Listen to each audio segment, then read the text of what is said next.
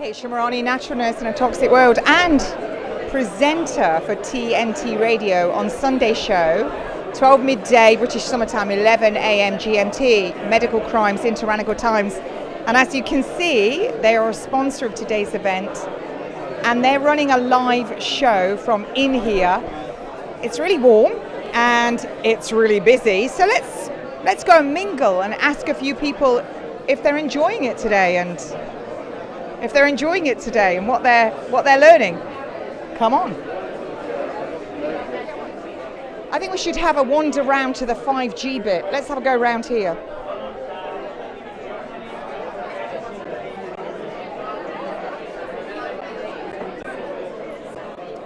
So I'm here at the EMF table, and EMF is indeed real. We are electrical before we're chemical.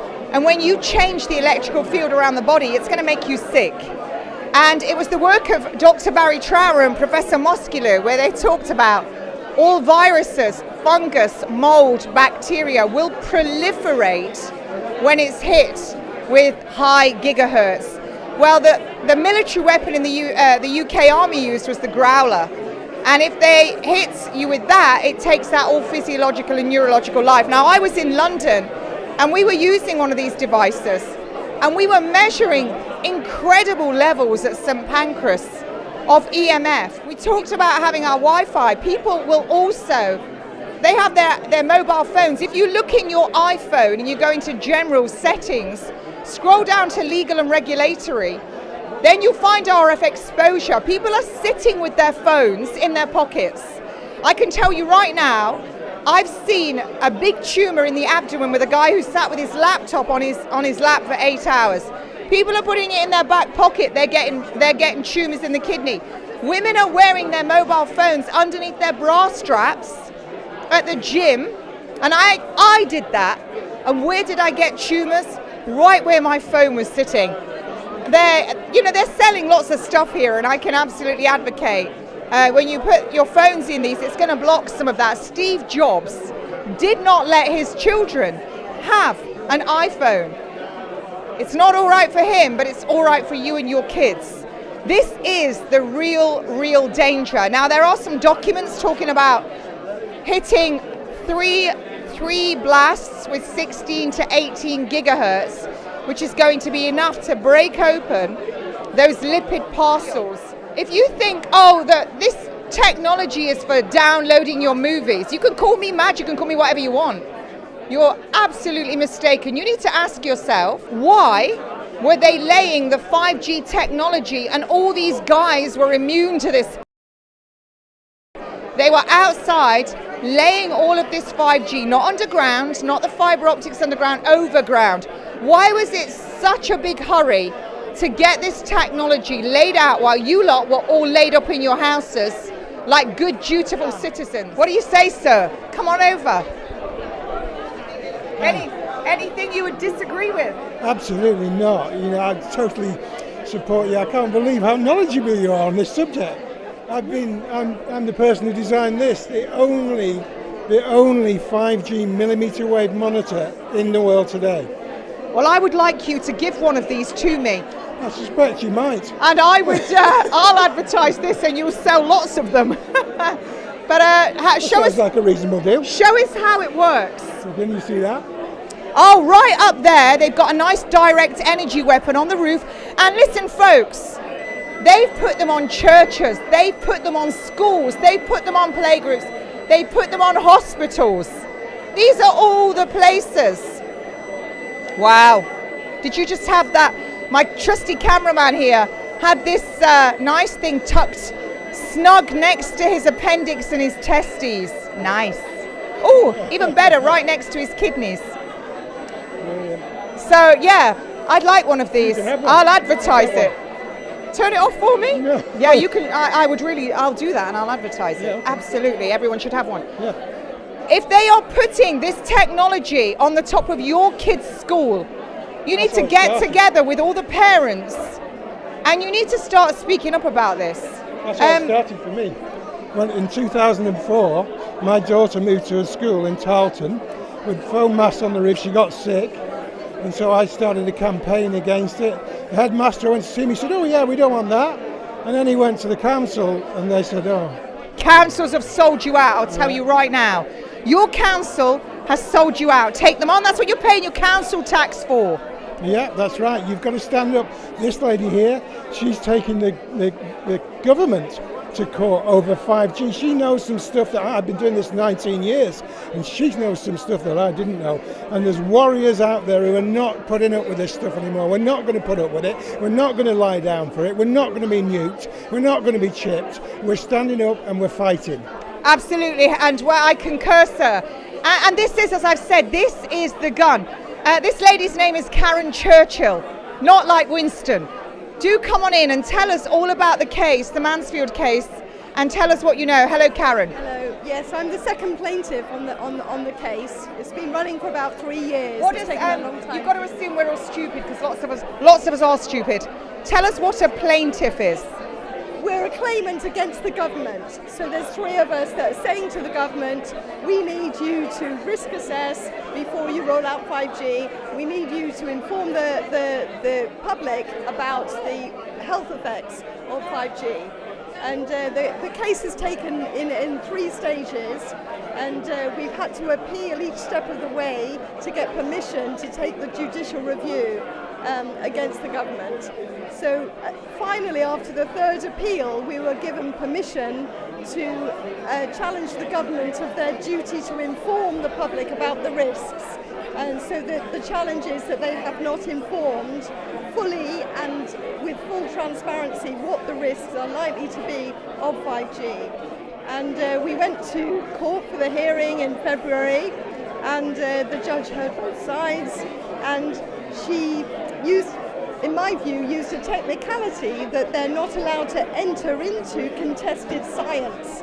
So therefore... Bastardized science.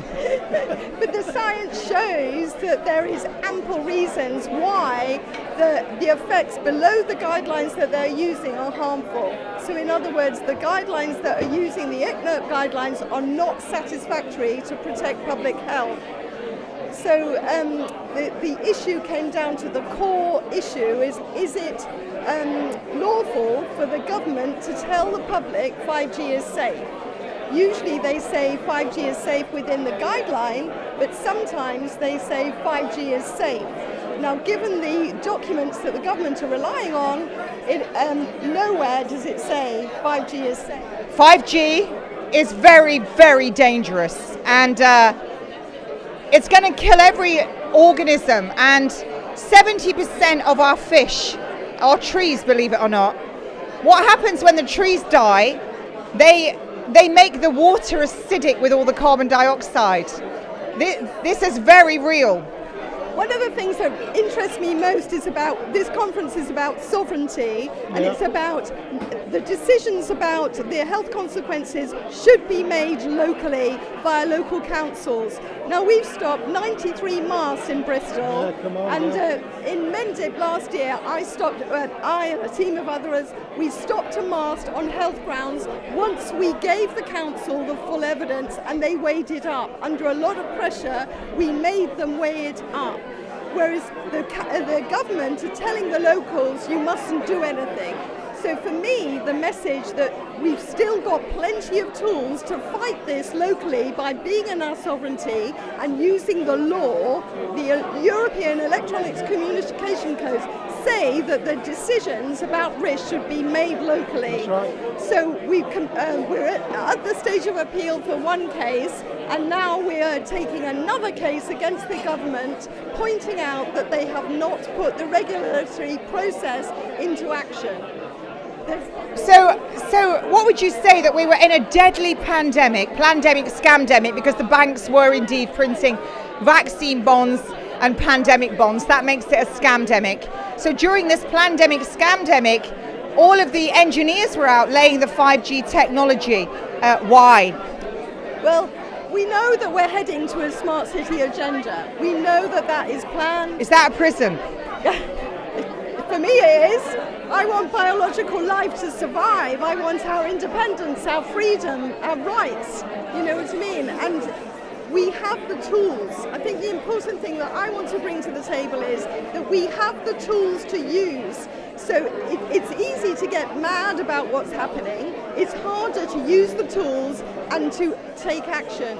But there are groups all around the country that are meeting now regularly on a Sunday night, on a Tuesday night, and a Wednesday night to teach people how and what they can do to put pressure on their MPs and their government and to press the illegality of what's going on. It's illegal without them risk assessing locally as to what they're doing and what the effects are going to be. It's illegal. We have the law that we can use. Okay, so based on that, I'm going to just fire questions and I'd like you to do a yes or no. Okay, are you ready? I love these ones. Get ready, it's sphincter clasping time. Is 5G going to kill the insects and the trees? Not always, sometimes. If it kills them sometimes, is that going to put that whole area in danger? Yes. Is it going to then therefore diminish our food supply? Potentially, yes. I think the thing is, we have to realise that because of the pressure we are putting on the council through sustained built-up relationships, a lot of the councillors are realising what we are saying. Behind the scenes, they are turning down the mask because they know. So there is a growing wave of acceptance that what we're talking about the dangers of 5G are real. So what I want to say about being in our sovereignty is that it takes sustained, careful campaign work over a period of time to see results. What about if I said to you, we don't have time? We know that this was a big, long agenda, and they're about to flip the switch. Should we make individual council members responsible in their own sovereign right? You know, our MP that's got a nice big house on the hill, do we make them responsible? We are doing that. We have done that. We've served notice of liabilities and we have seen people resign. So that's one way we can add pressure. But the fact that we can use their tools against them because we've got the technicalities of what they're doing wrong, we use all methods. But the important thing is that we use methods, we use something, we use both, we use all the tools that we have. But it's fantastic. I mean, 93 masts stopped in Bristol over a period of last 2 years. 93 masts. And throughout the country, in Maidstone, Hastings, 10, London, South London, 30 masts. It's more and more masts are being stopped. And we think that even though they're playing by the rules, they know they're under pressure.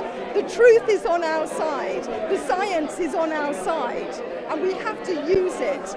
Tomorrow I will have letters here that everybody can use that are the updated version. Where can we get those letters if people aren't here? Where can they get them? And just to let you know, this lady will be coming on TNT Radio Live on a Sunday, so you need to listen to my show, Kate Shemirani. People power, she's telling you they've managed to get lots of mass shut down, making your councillors responsible in their own right, that you might come after their asses, you might come after what they own. That's really when people start to have it put on them personally, they get scared. That's why they step down. This is where when we stand together, we stand united. You get things done. So where can we find these documents if we're not here? There's a website called rfinfo.co.uk,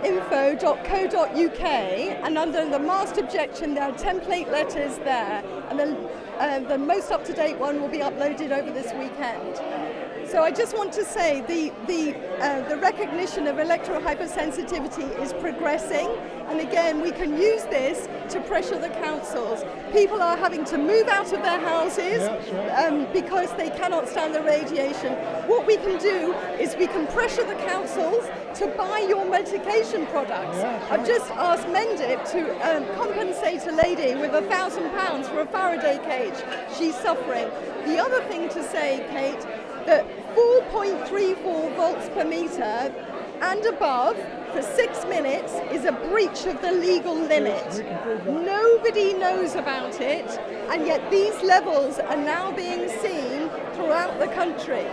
So we need to inform people, get them taking meter readings, submit them to the Director of Public Health and say you need to act on this because I've got tinnitus and this auditory level is being reached. Tinnitus is going through the roof. It is. Just let me tell you something about that. I have a nasty street lamp outside my house and I don't know why, but it suddenly stopped working for about 9 months. Completely stopped working. It wasn't even the top of it, the whole thing was defunct. My tinnitus went away. Now some smart ass Alec where I live who likes the street lamps because they don't know anything, complained and it's working again. I suspect it might be not working soon. What I would suggest is that you get onto this website, you get a lot of these documents, you staple them together and you go around all of your neighbours' houses, pop them through the letterbox, get all of your neighbours involved. When you go around all your neighbours and get them together, then you go to your MP, Nazgani. I wrote to you, I sent you all the documents about 5G and you've yet to reply. And in your capacity as my MP, you are duty bound to reply. You also told me that 5G was safe.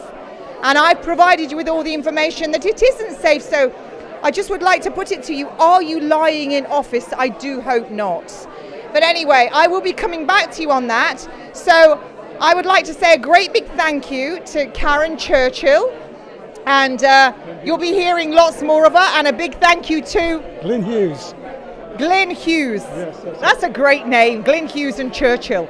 Thank you for this piece of equipment that I've snaffled. They're £1,000. £1,000. I can absolutely assure you I will be promoting this and I'll see you guys on TNT, UNN and Sons of Liberty.